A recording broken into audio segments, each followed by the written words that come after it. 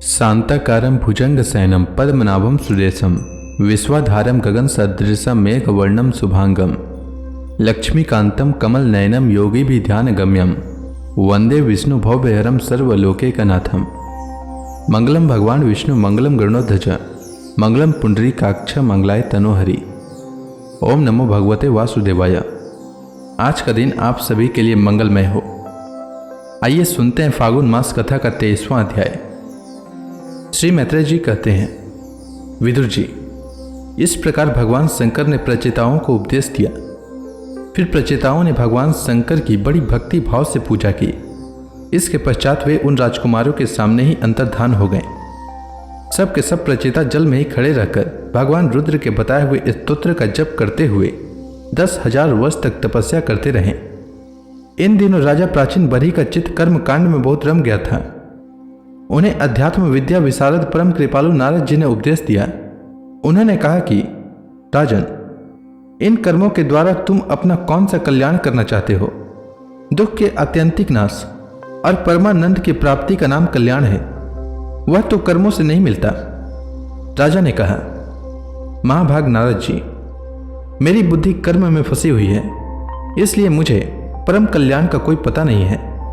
आप मुझे विशुद्ध ज्ञान का उपदेश दीजिए, जिससे मैं इस कर्म बंधन से छूट जाऊं। जो पुरुष कपट धर्म में गृहस्थाश्रम में ही रहता हुआ पुत्र, स्त्री और धन को ही परम पुरुषार्थ मानता है, वह अज्ञान व संसारारण्य में ही भटकता रहने के कारण उस परम कल्याण को प्राप्त नहीं कर सकता।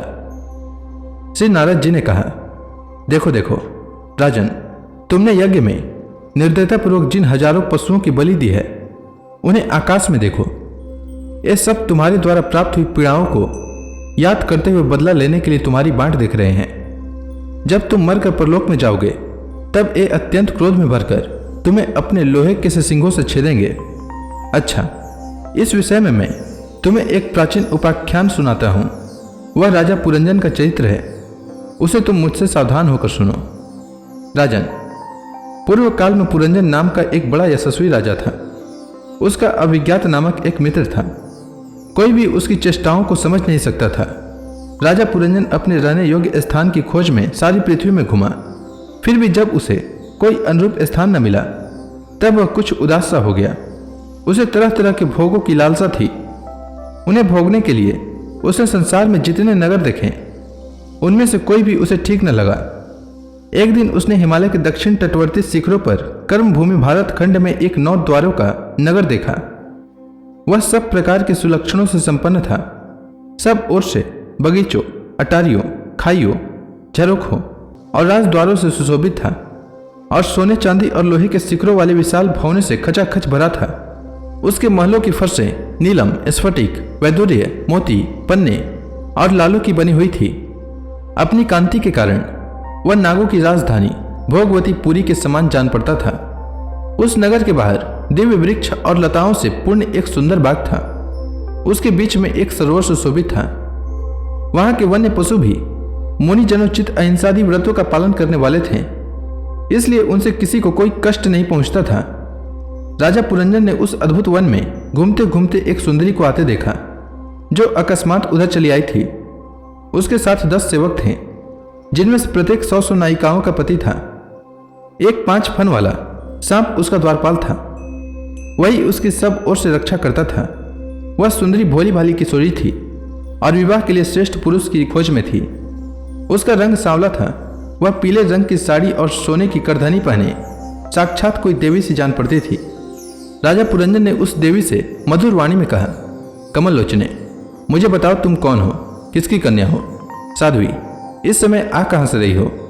तुम्हारे साथ इन 11वें महान सूर्यवीर से संचालित ये 10 सेवक कौन है, और ये सहेलियां तथा तुम्हारे आगे आगे चलने वाला यह सर्प कौन है? सुंदरी, तुम साक्षात उमा, रमा और ब्रह्माणी में से कोई हो। सुभगे, अगर तुम इनमें से कोई नहीं हो तो तुम कोई मानवी ही हो। तो लक्ष्मी जी जिस प्रकार भगवान विष्णु के साथ वैकुंठ की शोभा बढ़ाती हैं, उसी प्रकार तुम मेरे साथ इस श्रेष्ठ पुरी को अलंकृत करो। देखो, मैं बड़ा ही वीर और पराक्रमी हूं। श्री नारद जी ने कहा, वीरवर, जब राजा पुरंजन ने उससे इस प्रकार कहा, तब उस बाला ने भी हंसते हुए उसका अनुमोदन किया। वह भी राजा को देखकर मोहित हो चुकी थी। वह कहने लगी, नरश्रेष्ठ, हमें अपने उत्पन्न करने वाले का ठीक ठीक पता नहीं है और न हम अपने या किसी दूसरे के नाम या गोत्र को ही जानते हैं। वीरवर, आज हम सब इस पुरी में हैं, इसके सिवा मैं और कुछ नहीं जानती। मुझे इसका भी पता नहीं है कि हमारे रहने के लिए यह पुरी किसने बनाई है। प्रियवर, ये पुरुष मेरे सखा और स्त्रियां मेरी सहेलियां हैं तथा जिस समय मैं सो जाती हूँ यह सर्प जागता हुआ इस पुरी की रक्षा करता रहता है। शत्रुदमन, आप यहाँ पधारे, यह मेरे लिए सौभाग्य की बात है। आपका मंगल हो। आपको विषय भोगों की इच्छा है, उसकी पूर्ति के लिए मैं अपने साथियों सहित सभी प्रकार के भोग प्रस्तुत करती रहूंगी। प्रभु, इस 9 द्वारों वाली पुरी में मेरे प्रस्तुत किए हुए इच्छित भोगों को भोगते हुए आप सैकड़ों वर्षों तक निवास कीजिए। भला आपको छोड़कर मैं और किसके साथ रमण करूंगी? दूसरे लोग तो न रति सुख को जानते हैं, न विहित भोगों को ही भोगते हैं, न परलोक का ही विचार करते हैं और न कल क्या होगा इसका ही ध्यान रखते हैं। अतएव पशुतुल्य हैं। अहो, इस लोक में गृहस्थाश्रम में ही धर्म, अर्थ, काम, संतान, सुख, मोक्ष, सुयश और स्वर्गादि दिव्य लोकों की प्राप्ति हो सकती है। संसार त्यागी यति जन तो इन सब की कल्पना भी नहीं कर सकते। महापुरुषों का कथन है कि इस लोक में पितर, देव, ऋषि, मनुष्य तथा संपूर्ण प्राणियों के और अपने भी कल्याण का आश्रय एकमात्र गृहस्थाश्रम ही है। वीर शिरोमणि, लोक में मेरी जैसी कौन स्त्री होगी जो स्वयं प्राप्त हुए आप जैसे सुप्रसिद्ध, उदार चरित्र और सुंदर पति को वर्ण न करेगी। श्री नारद जी कहते हैं, राजन, उन स्त्री पुरुषों ने इस प्रकार एक दूसरे की बात का समर्थन कर फिर 100 वर्षों तक उस पुरी में रहकर आनंद भोगा। तो इसी के साथ यह अध्याय समाप्त हुआ। इसके आगे की कथा मैं कल के अध्याय में सुनाऊंगा। तब तक के लिए भगवान हरि का नाम लेते रहें। तो प्रेम से बोलिए भगवान विष्णु की जय, श्री कृष्ण भगवान की जय, समस्त देवी देवताओं की जय।